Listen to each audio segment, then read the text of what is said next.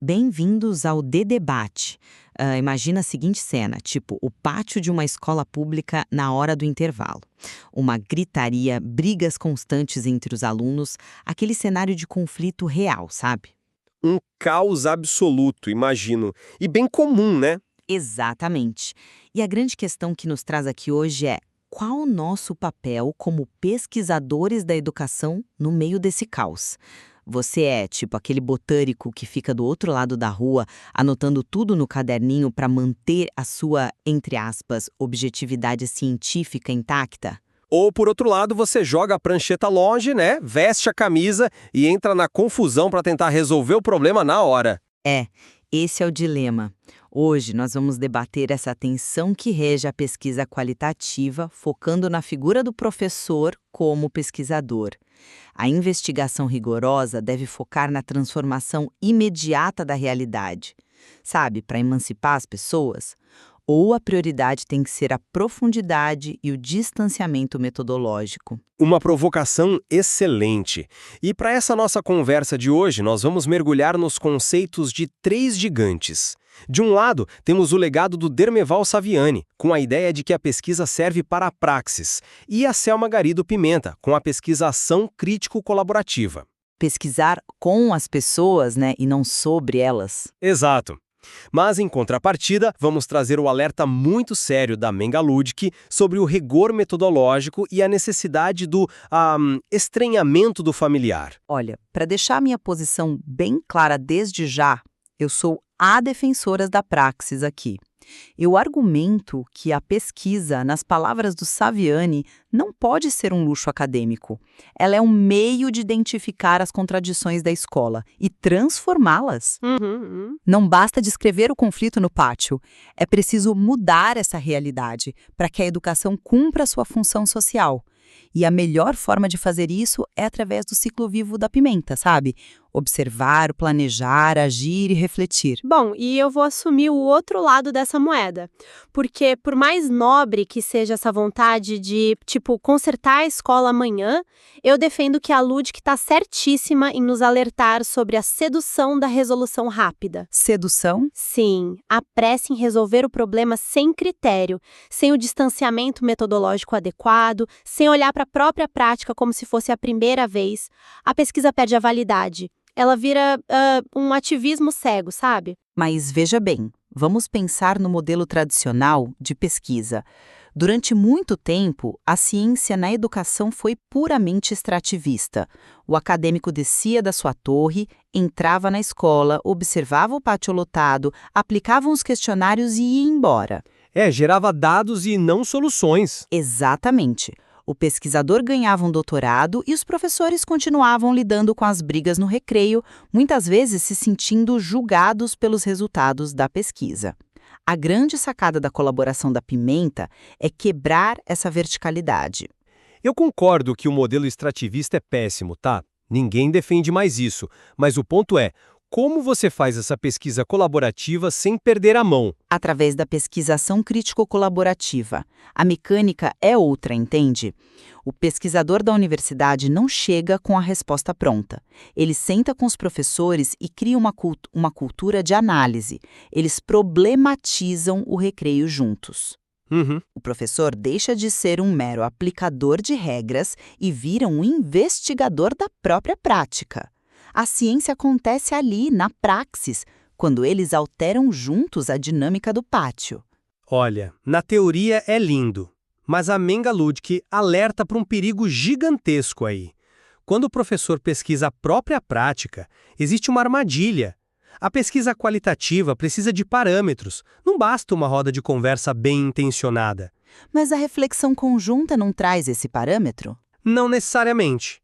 E é aí que entra o conceito fundamental da Ludic, o estranhamento do familiar. Pense nos professores no pátio.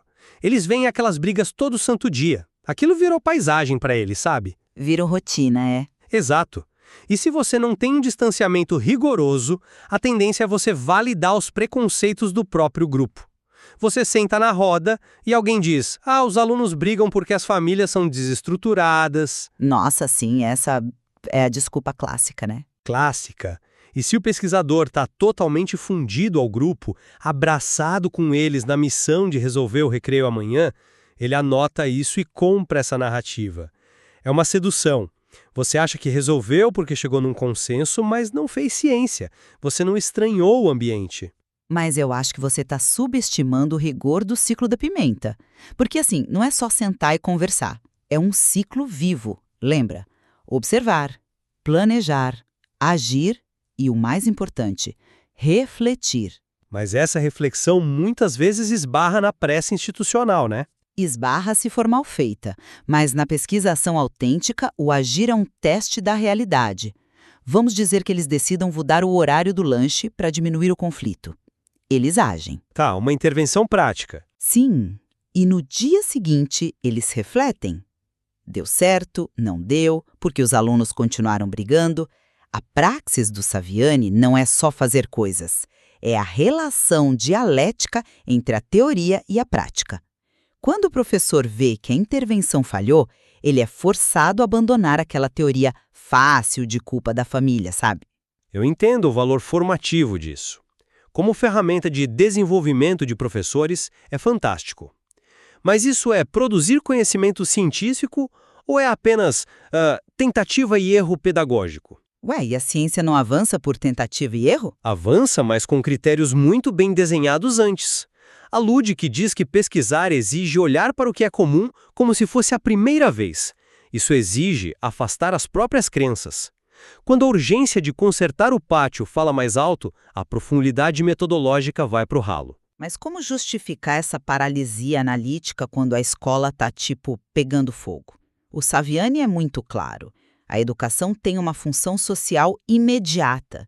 Se a sua pesquisa não identifica e não transforma as contradições da escola, para que ela serve? Para engordar a prateleira da biblioteca da universidade? Não é paralisia analítica. É garantia de que você não está só enxugando gelo. Enxugando gelo, como assim? Você muda o horário do recreio, legal. Diminuiu a briga na terça-feira, mas você não estudou a fundo a raiz da violência daquela comunidade porque estava apressado em agir.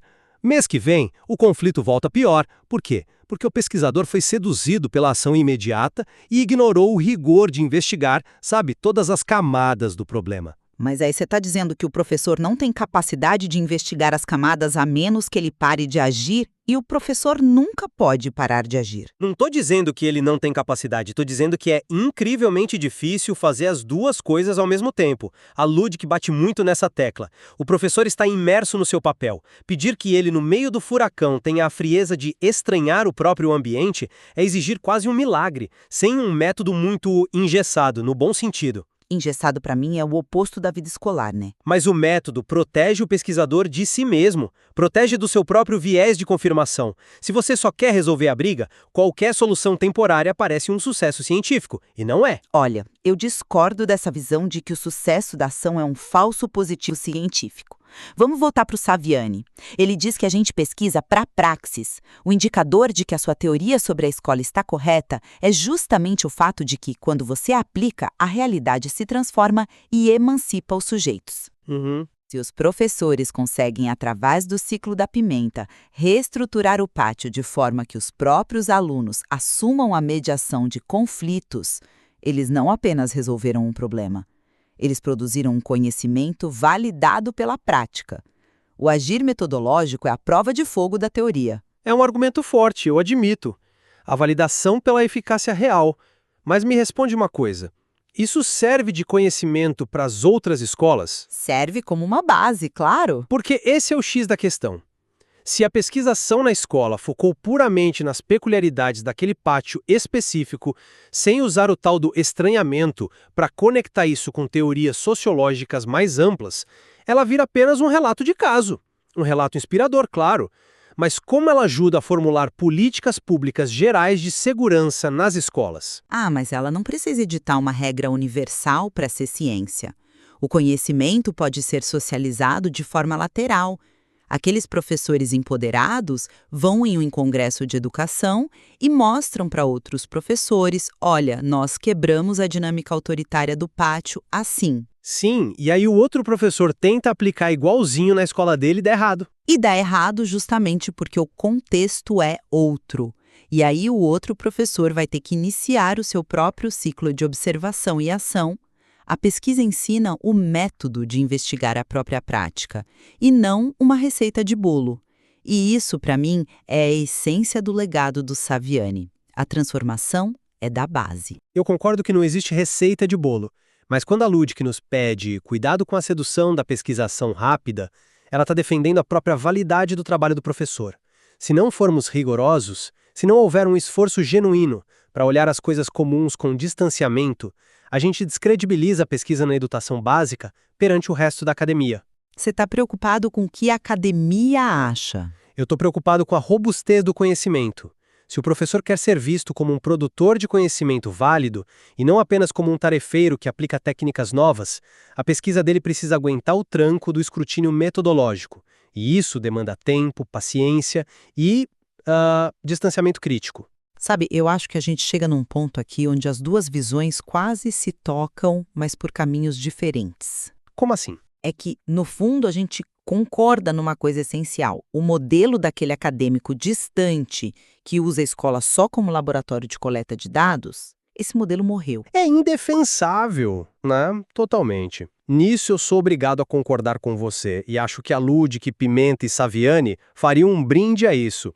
A pesquisa contemporânea exige um compromisso ético com a escola. Exato. A grande divergência é o ritmo e a postura.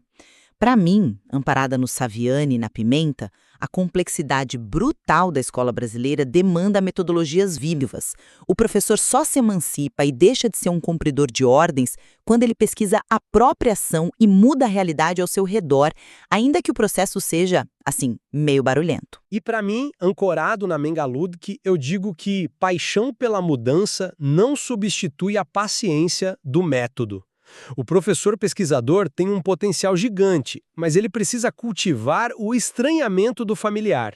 Ele tem que olhar para o pátio da escola como se fosse um antropólogo numa terra desconhecida. Só esse rigor protege ele de cair em armadilhas de senso comum. É fascinante pensar como o professor de hoje tem que equilibrar essas duas almas, né? O jardineiro que põe a mão na terra para salvar a planta agora e o analista cuidadoso que estuda o solo para entender o ecossistema. Um verdadeiro malabarismo profissional e intelectual. Com certeza. E para você que está nos acompanhando, o convite é mergulhar de cabeça no textos do Dermeval Saviani, da Selma Garrido Pimenta e da Menga Ludic. Não aceite as nossas palavras como definitivas. Tirem suas próprias conclusões. Pensem nas contradições do seu próprio dia a dia, seja na escola ou em qualquer outro ambiente. Exatamente. Muito obrigada por ficarem com a gente em mais uma discussão intensa. Até a próxima! Valeu, pessoal! Até mais!